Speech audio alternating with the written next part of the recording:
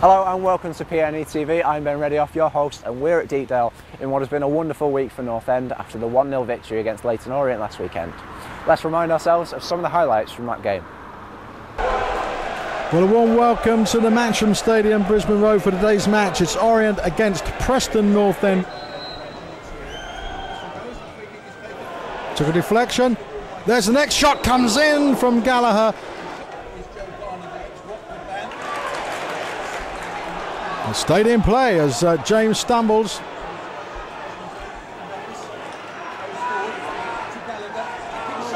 Well, there was the shot from Gallagher, and it wasn't too far wide.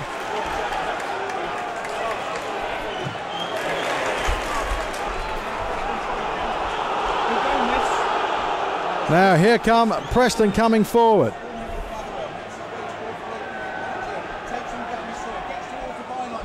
Decent cross comes in, knocked away, not too far. Back in it comes, there's a chance, what a terrific goal! What a finish! And Preston, deservedly so on the balance of play, have taken the lead here. This is Rudd. Oh, big gaps in the middle here. There's the chip, it could be just over.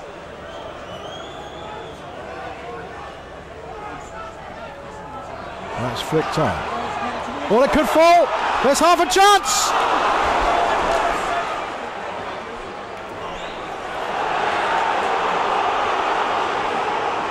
And here's a chance to finish it all.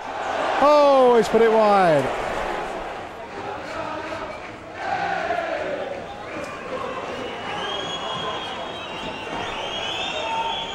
Perhaps one last hurrah.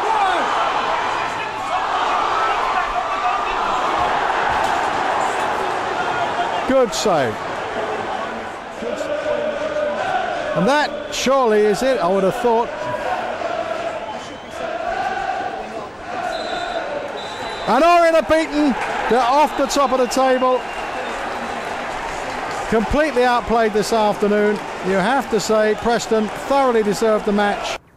So a wonderful result there for the boys at Orient last weekend. It gives them a 5-point cushion in the playoff zone. Behold the game with Colchester United this weekend. Ahead of that one, Simon Grayson has been speaking to PNE player. Last weekend wasn't a game that needed much sort of getting the players up for, really. It's top of the table clash, a team, good support, big opportunity for the players to show what they're capable of doing, and they certainly came to the table when they did that, played very well, worked hard with the ball, limited them to a few opportunities, and we were all very pleased with the outcome of the result. But this is a different game at the weekend. We've got to make sure that we're certainly focused as much as we were, if not more, on this game because of the importance and significance of it all. It's the start of a little intensive period of 3 games in sort of 7 days. It's sort of one of those periods where at the end of it you can see a real impact. Well, I think any team will look at when they've got 3 games in a week. If you can get 6, 7, 9 points, you'll be certainly happy with that situation. It can sustain the place where you are in the league, or actually move you up a few more places and catch people that are above you. So we're looking on this next week with important games. Obviously it's nice that we've got 2 home games and 1 away, but it's where you pick up the points, isn't it? Or how you pick up the points is the main thing, not where you get them from. So we know that if we can get a result Saturday, it'll set us up nicely for Tuesday night. And in 10 days' time or so, and we're looking back and we're doing some interviews that we've still unbeaten in the 10 games or so, then we'll be in a good position still. Congratulations to the girls this week who beat current Lancashire County Cup holders Blackpool Wren Rovers in the quarter-final stages of the Cup. Sophie Jones scored the pick of the goals with a hat-trick to send the Lilywhites into the semi-final stages. Now to the first of our new features, #Ask. Each week we'll be giving you the opportunity to submit your questions to the players, and we'll post the results here on PNE TV every Friday. Keep an eye on all the social media outlets, Facebook, Twitter and Tout, for information on how to submit your questions. This week it was the turn of Chris Humphrey to answer what you've been asking. OK, we've got some questions from the fans. Firstly, we've got from Keaton Fisher. He asks, how does football in Scotland compare to down here in England? I think it varies in the league. You've got a mixture, really. You've got obviously Celtic that could probably play in the Premiership, maybe. Championship. Then you've got teams that could play in League One, and then you've got teams that they could play in League Two. So it's got a mixture of all 4 leagues in one. So it's good. The standard up there is quite good. Everyone says to you, before I moved up there, it was like standard rubbish, crap, this, that and the other, but I think the standard's very good, and like you always have that opportunity of finishing second is to get to European football as well. So and it's a battle to get to second as well throughout the league. So you know, Scottish football is good. And the next question comes from Eslo, and they ask, are you enjoying playing for North End, and do you see us getting promoted? Yeah, I think this is the best football I've played in my career. I think here, I do enjoy it very much, and like I say, if we keep playing like we did on Saturday and have done a few games through the season, then I can't see why we couldn't get promoted. Okay, the next one coming in is from Tim Blackett, and he asks, who's got the best banter in the dressing room? There's a few actually. There's a few people. Kingy's got a bit of banter. Well, he likes to think he's got a bit of banter. Keith Keane's a bit chirpy in the changing rooms as well. So yeah, I'd say, you know, a little battle off between them. I wouldn't say Keith Keane's is great. It's poor banter but funny, if you know what I mean. So yeah, it's between those two. Okay, next one from Howard Bolton. He says, who inspired you to be a football player as a child? Dwight York was my absolute hero when I was growing up as a kid. Him and Paul McGrath as well. So I was fortunate to just catch a little bit of Paul McGrath before he retired. So I'd say those two. Okay, a bit of a good one here from Damien Phillips. He says, who's got the best haircut in the dressing room, and what do you admire about it? Best haircut? Oh, just a few rascal haircuts, to be honest. I don't think we've got a best haircut, but I'll go for Alex's haircut. Alex, we call him Mr. Angry. I'll go for him. It's horrendous, like so. So that's why it's the best, because it's so bad. So yeah, I'll go for that one. Okay, and a real Scotland or Lancashire question here for this last one from Mick Phillips. He said, what do you prefer, haggis or butter pie? Neither. I didn't like either, so neither of them. November is a very important month for one cause in particular, Movember. We here at PNE are proud to say that our first team have fully participated in raising much needed awareness for male health issues such as prostate cancer and other male cancers. Earlier this week, Scott Laird joined me in the studio to talk about the boys' progression. Right, Scott Laird has joined us in the studio. Scott, welcome to the show. You and the boys have been doing Movember this month. Just tell us a little bit about who brought the idea up and how it's been going so far.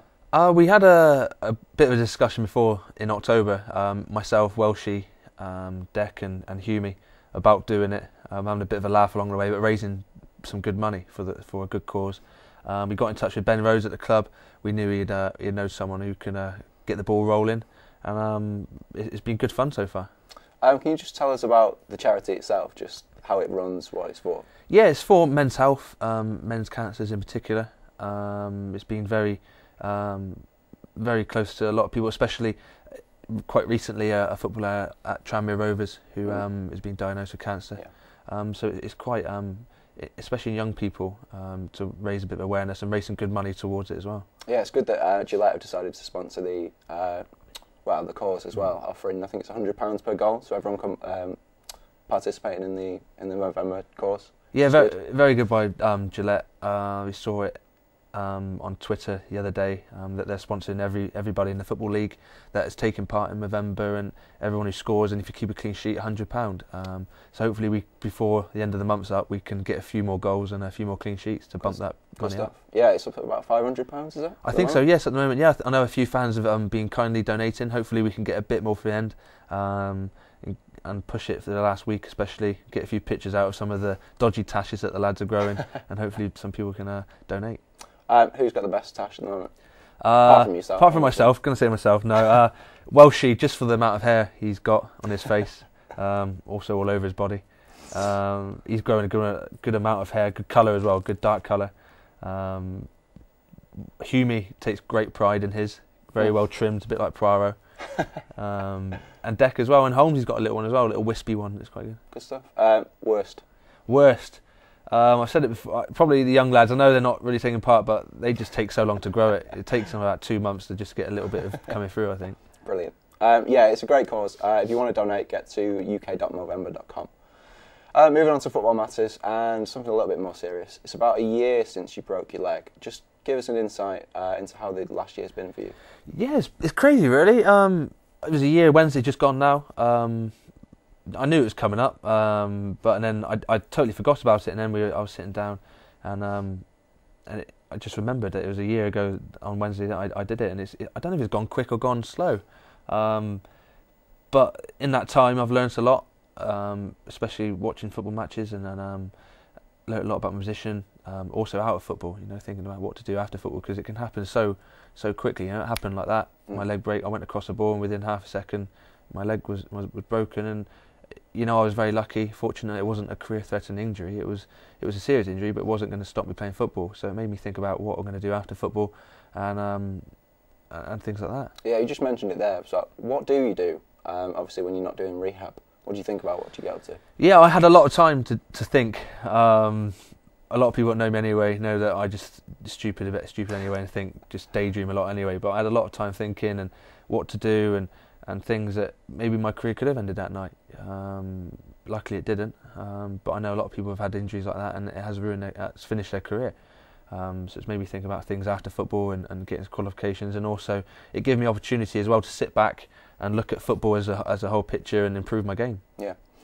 We know you've been in touch with Jamal Campbell-Rice during the rehab process. Do you still keep in touch with him? Yeah, I do, yeah. It's funny because on that summer, a couple months before the leg, I was on holiday and we met up with him. We saw him, had a good chat with him. And it wasn't malicious. When people have gone to do it, in certain people's mentalities, and he isn't that type of player who's malicious going to do it. It's a stupid tackle, he knows that. But I'm not one to hold grudges. I don't think it's right to hold a grudge anyway, because you're constantly thinking about that, and next time you play him, you're going to want to do him and things like that. But it shouldn't be like that. He was very cut up about it after the game. I know he was very distraught himself, and he's been quite kind in keeping up to date and wishing me all the best and getting back through. And when I played and when I got my first goal a month back, he was one of the first ones to text me and congratulate me. Oh, good stuff. How difficult is it to come back from an injury like that? Have you had anything like it before? No, I haven't. No, I've been very lucky. I've been now a footballer for 9.5 years, and I haven't missed a game through injury. I've missed a game through suspension or drop in form, but never through injury. I've only missed about a week's worth of training for injury as well. I've been quite lucky. Touch wood, I didn't have an injury before that. But I just think you just got to treat it every day. Going in, you're working, set short-term goals. Goals that you think you can achieve at weekly basis, daily basis, and that will help you get through. But mentally, it is a lot of mental strength, and thankfully I've been quite good with that. On the pitch, you've gone from the man scoring the goals to assisting most of them.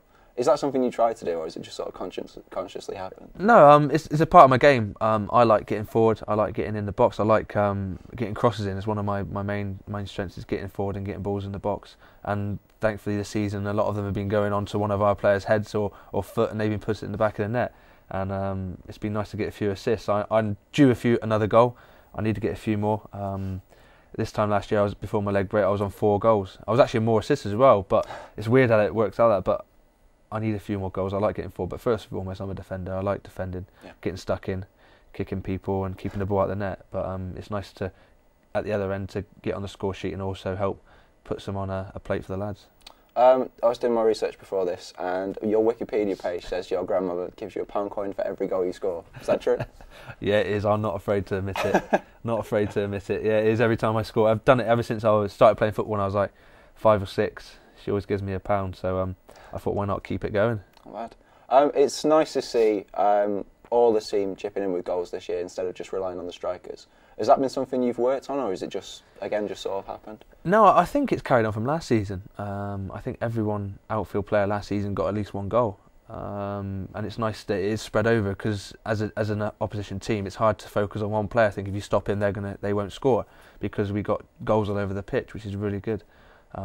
We need to score more goals as a team. We know that. We've got a good basis so far. We just need to start putting the ball in the back of the net a bit more often. But as I say, it's nice that the goals are spread out between the lads. And personally, I need to catch Clark. He's on 4 now. He's a defender and he's getting away from me. It's been a brilliant week with the win at Orient last weekend. Just take us through the performance. What sort of game was it? It was a great performance. It was one that everyone played their part. Everyone put in a great shift. First and foremost, you'll get from us is hard work. If we're not on it, footballing wise, you know we're going to run around and put ourselves about. And I think it was a great team performance. Everyone ran for each other. You know, if one person made a mistake, straight away your mate's there looking after you. And I use the word mate because we're all good friends, you know, because we all work very hard for each other. It's not a team of individuals. We all want the same goal at the end of the season, which is promotion, and we're doing it for each other. Going into the game, obviously Leyton Orient had a wonderful run going. Did going into it as sort of underdogs help at all? Yes and no. I think subconsciously it did a little bit. You think that this is a good opportunity for us to be the first team to come here and beat them on their own patch. I think that's a good motivation to have. It's one we used, certainly, to think that we could be the first team to go there and do them. So it was a great team performance and one we need to build on.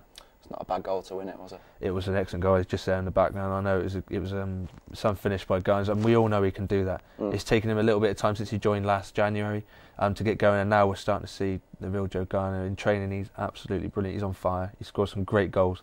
Goals like that every game, every training session. He'll pop up and score, and it's nice to see him now starting to produce that on the pitch and showing the fans what he actually can do. And finally, it's a busy schedule coming up. I think there's 3 games in 7 days this week. Have we got the strength and depth to cope with the games? Definitely, that's one strength we have got. If you look at teams, maybe Coventry, Leyton Orient, teams like that, Peterborough, they've got 13, 14 players that are very good players, whereas we've got 20 odd. I think our whole team, you could put out 2 11s every week and they'll do very well in League One. And I know whoever comes on, as I say, we're all mates, and whoever will come on and pull on that shirt come the Saturday or the Tuesday night, we'll work hard for one another, and because we're not a team of individuals, we want the same goal at the end of the season. Brilliant stuff. Thank you very much, Quinnan. Well done with Movember, and good luck for the rest of the season. Thank you very much. Scott Laird there, well done to the boys for creating awareness for such a great cause. Let's have a look at what's coming up in the next few weeks for the first team. A very busy schedule for North End in the next couple of weeks, starting with the game with Colchester United this weekend, followed by the trip to Port Vale on Tuesday the 26th. Then a home tie with struggling Bristol City on the 30th before the FA Cup's second round away tie. Make sure to keep checking PNE.com for all the latest ticket details for those games. For home and away tickets, call 0844 856 1966 or get yourself down here to the ticket office and get your own tickets. Let's have a look at the league table before the weekend begins. The brilliant win at Leyton Orient last weekend leaves North End in 5th, level on points with Brentford in 4th, only 2 points behind Peterborough in 3rd. Things are hotting up at the top of League One. That's about all the time we've got for you today. Remember to join us on Facebook, official PNEFC, or join us on Twitter at PNEFC using the hashtag PNE TV. Remember to look out for the Ask hashtag this week and submit your questions for the players. If you can't join us here at Deepdale on Saturday for the game, make sure to join Jonathan Breeze with commentary on PNE Player from 2:30. Enjoy the game and your weekend, and we'll see you next week. Goodbye for now.